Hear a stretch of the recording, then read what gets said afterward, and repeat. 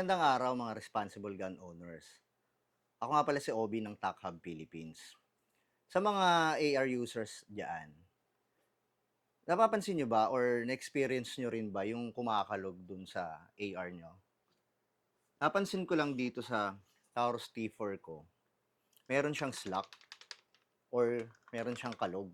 Kung maririnig nyo, ayan, kumakalog-kalog siya or meron siyang slack. Kasi nga, ang pagkakagawa raw nito, fino-forge nila. Hindi katulad ng mga billet or yung CNC cut, talagang precise yung pagkakalapat nila. Wala kang maririnig na kalog. Pero alam nyo ba, wala namang masamang epekto yung slack or yung kalog sa accuracy ng AR rifle natin. Ayon yan sa mga eksperto. Dahil yung action nangyayari dito sa upper. So, walang magiging masamang epekto yung accuracy kung meron man nararamdamang kumakalog. Meron naman tayong mga mabibili na pwede nating ilagay dito sa lower and upper natin. Katulad ng AccuWedge or yung shims or X-shims or yung parang mga rubber na seal na pwedeng ilagay dito. Makakabili tayo niyan sa mga online platform or sa mga gun store. Pero pwede rin tayo mag-DIY. Yan ang gagawin natin ngayon. Ang kailangan nyo lang, glue gun and glue stick, syempre langis, gunting, cotton buds. Yan yung mga materials na pwede natin gamitin sa pagdi-DIY para mawala yung kumakalog or yung slack dito sa AR-15 natin.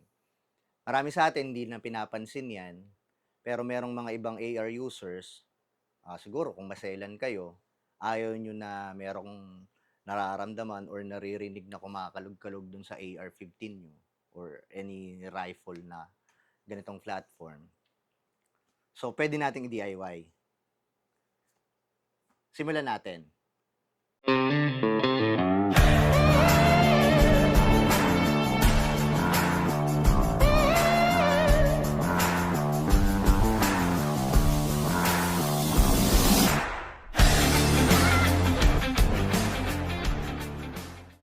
Ang una nating gagawin, buksan muna natin tong AR. Tapos maglagay tayo ng konting langis para hindi dumikit yung ilalagay natin na glue stick dito sa AR natin. Kasi pag hindi natin nilagyan ng langis, medyo mahirapan tayong tanggalin yan. Pero kung meron siyang langis, hindi siya mahirap tanggalin kapag natuyo na yung glue stick. Ang maganda dito sa glue stick kasi, kumpara dun sa mga plastic shims na nabibili, yung glue stick kasi para tong rubber. May iwasan din magasgas yung pyesa na itong AR natin, itong mga parts na yan. Ayan, lalagyan lang natin dito ng glue stick or yung natunaw na glue stick gamit itong ating glue gun. Huwag tayo mahihiya maglagay ng madami kasi para maganda yung pagkakalapat ng ating lower and upper receiver. Tapos, sasara lang natin to. Hintayin lang nating matuyo. Siguro mga 2 hanggang 5 minuto, matutuyo na yan. Mabilis lang naman matuyo yan. May mga pagkakataon na dahil bagong lagay lang yung shim or yung ginawa nating shim gamit yung glue stick, medyo mahirap buksan. Gamitan nyo na lang siguro ng tool para mabuksan nyo yung upper and lower receiver ng AR natin. Ayan, balikan ko kayo, hintayin lang natin matuyo. Ayan, pagkatapos ng mga ilang minuto, pwede na nating buksan ulit. Tapos, tingnan natin. tuyo na. Ito nga pala yung sinasabi ko sa inyo na ginawa natin na shim or wedge na mag-aalis ng slack or yung kumakalog dito sa AR na nagamit natin. Mapapansin nyo, meron siyang mga konting sobra. Pwede natin yung i-trim gamit yung gunting. Isin lang natin yung mga sumobra para maganda. Bahala na kayo mag-trim dun sa mga ginawa nyo.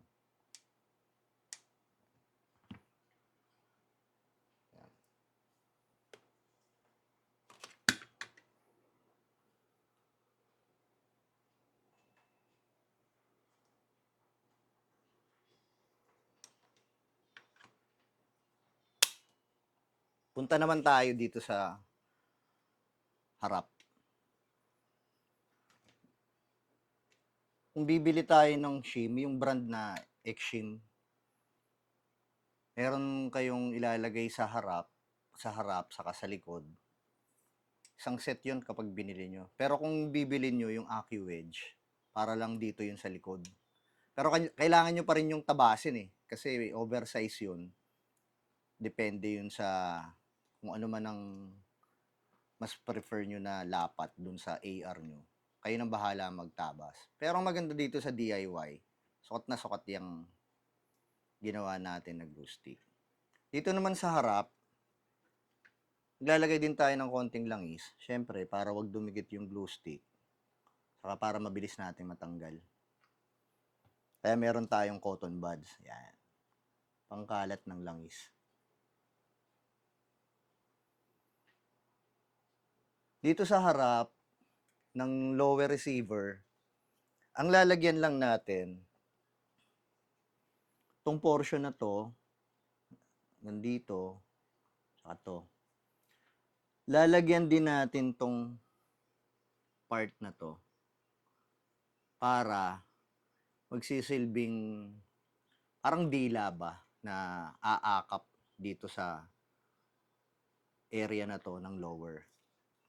Subukan natin lagyan ha. Okay lang naman yan kahit sobra yung ilagay nyo kasi titrim nyo naman yan eh. Saka iipitin nyo nung upper para dun sa saktong clearance or yung distance niya from the upper and lower receiver.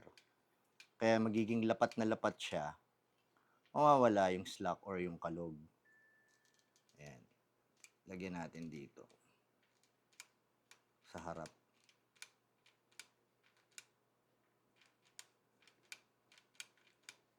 Tapos trim nyo na lang.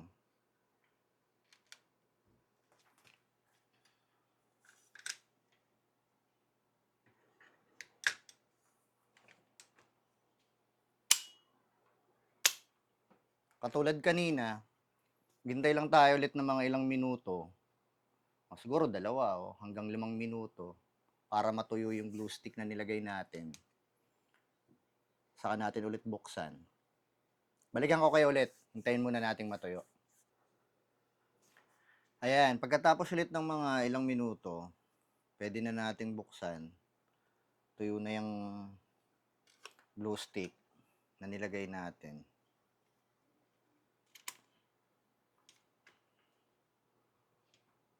Ayan. Kung makikita nyo, siyempre merong mga sobrang glue stick kasi dinamihan natin ng lagay. Gamit tong gunting, pwede natin yan i-trim. Ayan, yung mga sumobra. Tanggalin natin yan.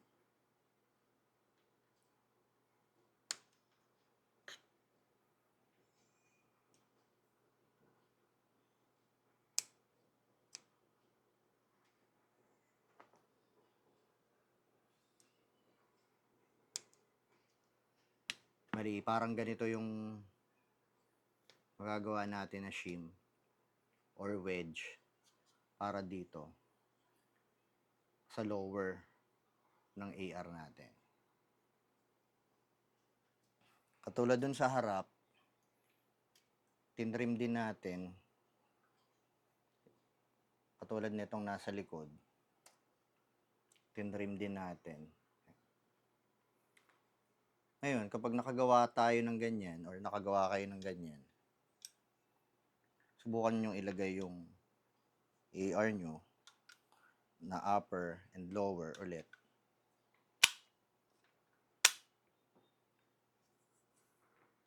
Wala na siyang kalog or yung slack. Wala na.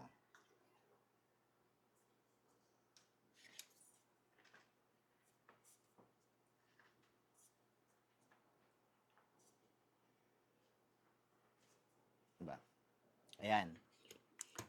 Sa mga ka-AR natin dyan na ayaw nilang merong kumakalog dun sa upper and lower receiver ng AR nila, pwede nyo itong gawin. Pwede kayong mag-DIY gamit lang yung glue stick.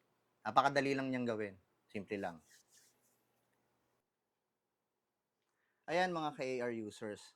Sana nagustuhan nyo itong video na to sa pagdi-DIY para mawala yung slack or yung kalog dito sa AR natin.